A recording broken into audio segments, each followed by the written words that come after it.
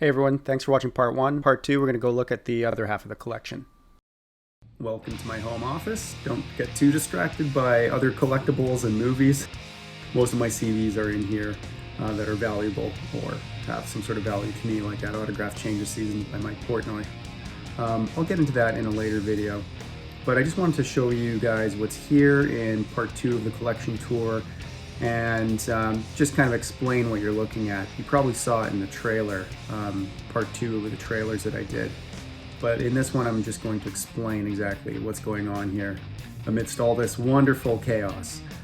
So what you're looking at is the most valuable CDs in my collection, market value wise and nostalgia wise, like this section here, which is a lot of my favorite albums from the 90s. Not necessarily high market value, but high nostalgic value. My Eco Pro 2 Japanese CD collection, which will have to come out of there because it deserves a much better spot than that. Yeah, so I'm moving stuff around all the time. There's a Can-Am cabinet, the 1 out of 3 that I have. This keeps a lot of my store inventory of what I'm selling on DISCOGS. So if you guys see anything you want in here, just drop it in the comments. A lot of prog metal on that side of the drawer. Let's see what's going on in the bottom drawer. A bunch of miscellaneous metal mostly. Some good stuff in there, a lot of first pressings.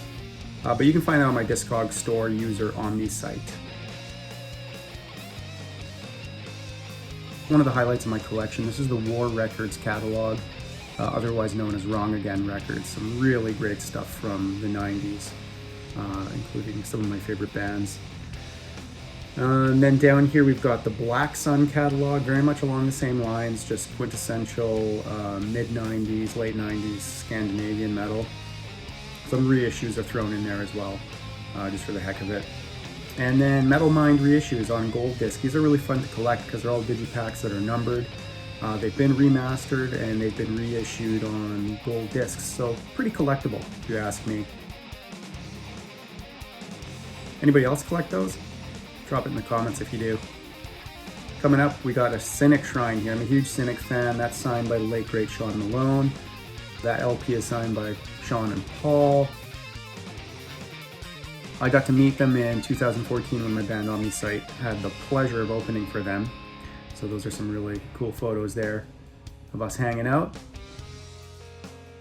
This is another highlight of my collection right here. This is the No Fashion catalog. This took me a while to piece together. It wasn't an easy task and it wasn't cheap. It probably took about 2 or 3 years to get it all together. I had to source it from eBay and DISCOGS and many places around the world. I don't even want to know what I paid for shipping and all this stuff because I had to order from so many different sellers. But there it is, one of the holy grails of my collection, the entire No Fashion catalog. Got some autographed CDs, Opeth, Anathema, Dark Tranquillity. Got some more autographed CDs on display here. I just don't have wall space for this stuff, so they're just kind of kicking around right now. Legendary At the Gates, The Haunted, Cradle, Gojira. Down here we've got some Katatonia, Portal, which was a very cool Cynic side project. Guitarist extraordinaire, Nuno Betancourt, who I met at the NAMM show. He was a great guy. We got some box sets and art book editions up here. A few tapes. I don't really do tapes, but you know, sometimes there's demos that I want or independent local bands. Model in the Well box set you saw back there is pretty cool too. And some more box sets. They just keep on going. These are really cool deluxe reissues of classic albums. Got some Faith No More in there, and The Cure. I love The Cure. Def Leppard was my first favorite band as a kid. Saw some Radiohead down there. We're going to get into Katatonia art books, the Katatonia tape box, which is incredible. Like I said, I don't do tapes, but hey, once in a while I'll make the rare exception. Same with LPs. Like that one there with the Primordial split. A little Depeche Mode shrine here, one of my favorite bands of all time. Pretty much have all their albums and many side projects.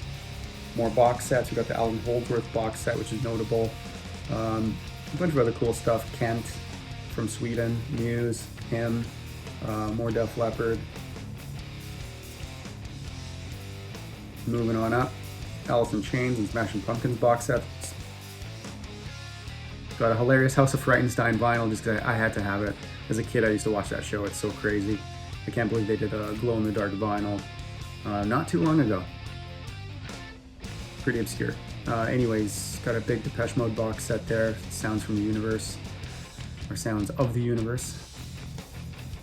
Some CDs with cool cover art. I might be biased as my band is up there too. These two towers here have more valuable stuff from the metal collection. So the left side is all pretty much 90s stuff that has a median value of over $25 each. The right side is more recent stuff from the 2000s. Also median value $25 and up on DISCOGS. So pretty valuable stuff here in these two towers. And some of my favorite albums are in here too. A lot of first pressing and things like that. Or just rare, hard to find stuff. Yeah. I would go through some of these titles with you, but there's just too much to to pick out here. I'm going to save that for a later video where we can really focus in on these things and get all macro. Moving on, we've got some Digibooks. I love this format. It just looks and feels so high quality. Some A5 Digipacks as well. A couple of vinyls, signed CDs up there. Yeah, so this is the Digibook collection right here. And I apologize for the lack of order, because it is quite random. That's something that one day I'll have to sort out. There's no method to this madness. Everything from prog metal to death metal, black metal. We've got a death section. Speaking of, big death fan and Cynic. All the Cynic side projects. Sean Reinert was my favorite drummer for metal, although I'm hesitant to call him a metal drummer because he was definitely much more than that. Pantera, Ulver, huge Garm, Christopher Rigg fan, so I have all the side projects that he's been involved with, maybe other than one or two which are really quite hard to find, but the majority are there. Soulfall, Saturnus, Cold World, some of my other favorite bands are down there. They have their own sections. Max Richter's section, because he's my favorite soundtrack composer. These are all hand-numbered editions going into part of my Katatonia collection, which is extensive. And the top shelf here is all just valuable prog stuff, prog metal. And some deluxe stuff. Oh, with the ENDTIME Records catalog. Pretty cool little Christian label, believe it or not, with a lot of black metal and extreme metal on there. That's quite good. Katatonia collection continues, including side projects. I will do a video just on my Katatonia collection pretty soon, so stay tuned for that. Don't know why Devil Doll and Goblin are there, but I had to put them somewhere. Canadian gems. We've got some sort of jewel box sets here and autographed CDs. So these are all signed by the band. Majority of them are signed by all the band members on the front covers. One of my favorite bands at the Gates. Got a few of their CDs that are signed. Got to meet them at an in-store appearance at Scrape Records. More Cynic memorabilia and used guitar picks. More autographed CDs. Yes, that was a Taylor Swift pick back there. I did open for her as well. Did that session for Sony Metal, doing drum loops and samples. You can see more autographed stuff here. A couple more Can-Am cabinets here. These are the best cabinets for storing your physical media, just in case you're wondering. Everything fits perfectly. I mean, they are designed for CDs and DVDs. And those are all full. Mostly stuff I'm selling on DISCOGS. Again, if you see something, drop it in the comments, send me a message. I'll give you a special deal since you're watching this video. And hopefully subscribing to my channel. Bit of a guitar rig there and a tower of all black metal CDs. And these are all for sale. And then you'll just see stuff like this, and I'm recently adding to the collection and have to listen to. Oh yeah, last but not least, we got CDs in the car too. I think that's why a lot of people still like CDs. You can listen to them in the car. You can't put a record on in the car. Don't get me wrong, I'm not completely anti-streaming, but as a serious music fan and collector, I like to have the real thing, and if you're watching this video, I'm sure you do too. If you made it this far, thanks for watching the video. I hope you enjoyed my collection tour part 2. I look forward to seeing your collections as well. Please post in the comments if you want to share those with me.